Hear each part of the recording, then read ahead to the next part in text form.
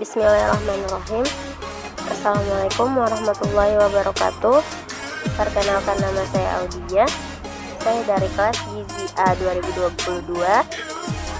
Pada kesempatan kali ini, saya akan membahas materi-materi yang telah dipelajari pada mata kuliah kimia. Pada kesempatan kali ini, saya akan membahas mengenai struktur atom. Baiklah, pada struktur atom ini, saya akan lebih membahas tentang perkembangan teori atom.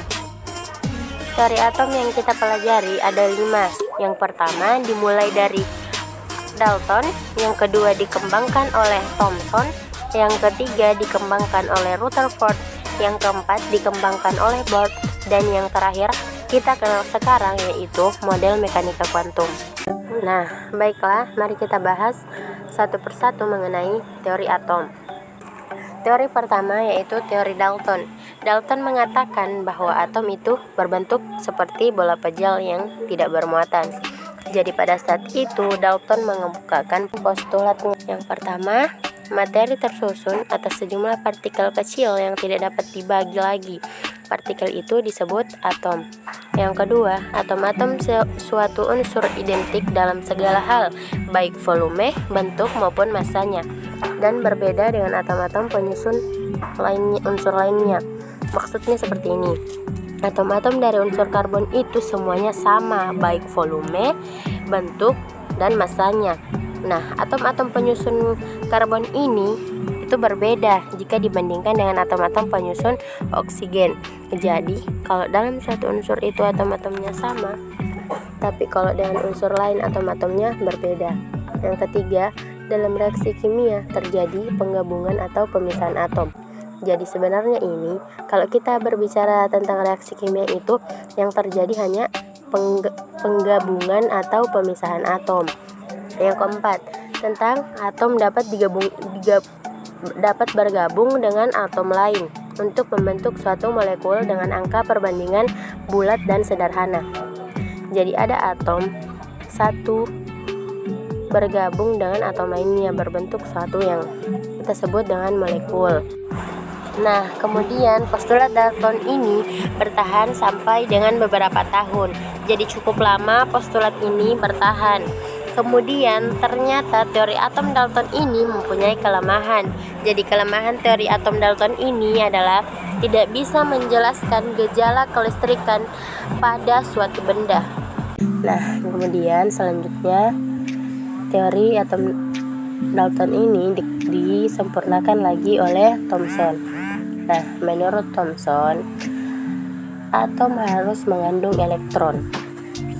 Karena gejala kelistrikan yang kita amati itu, listrik itu sebenarnya adalah elektron yang mengalir.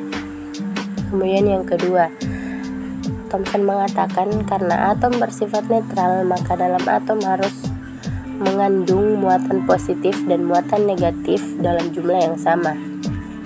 Nah, kemudian teori atom Thomson ini selanjutnya disempurnakan lagi oleh teori atom Rutherford.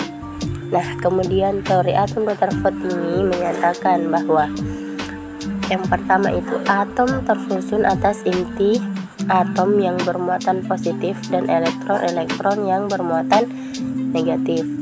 Yang kedua, sebagian besar volume atom merupakan ruang kosong yang massanya terpusat pada inti atom. Yang ketiga, oleh karena atom bersifat netral, maka jumlah muatan positif harus sama dengan jumlah muatan negatif.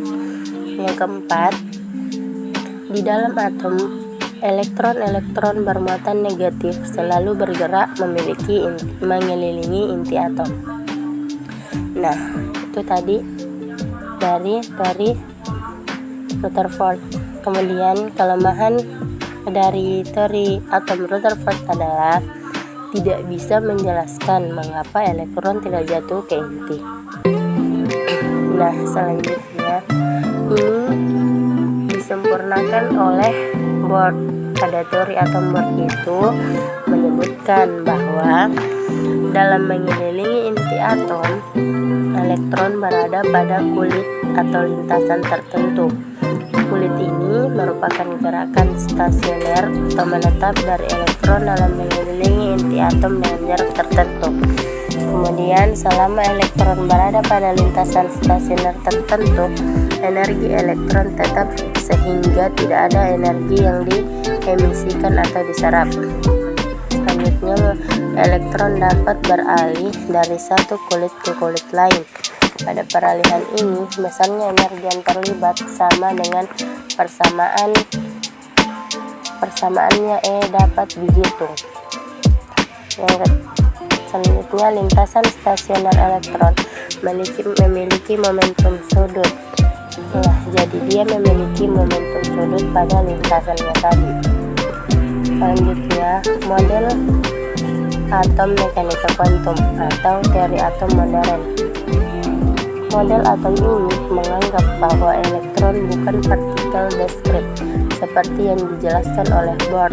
Namun, elektron memiliki sifat dualisme materi seperti yang telah dinyatakan oleh de Broglie, yaitu elektron dapat dianggap sebagai materi karena memiliki massa dan menempati ruang dalam atom.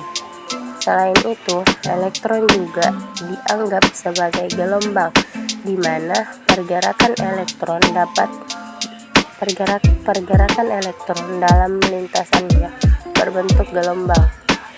Kemudian, Schrödinger menemukan persamaan gelombang yang menjelaskan sifat dari gelombang elektron ini. Teori atom modern ini mengemukakan bahwa atom memiliki inti atom dan elektron menempati ruang yang disebut orbital, yaitu ruang tempat peluang kebolehjadian tersebut ditemukannya elektron. Hal ini didasari oleh prinsip ketidakpastian dari Heisenberg yang menyatakan bahwa akibat pergerakan elektron secara terus-menerus berpindah, maka sangat sulit untuk mengetahui posisi suatu elektron dalam atom dengan pasti. Namun, elektron tersebut akan lebih sering berada pada suatu ruang yang disebut dengan orbital tadi. Nah, kelebihan dari teori atom ini yaitu dapat mengidentifikasi proton dan neutron berlokasi di inti atom dan juga elektron serta kebolehjadiannya ditemukan di orbital. Lalu teori ini juga menjelaskan bagaimana dapat mengukur perubahan energi eksitasi dan emisi elektron.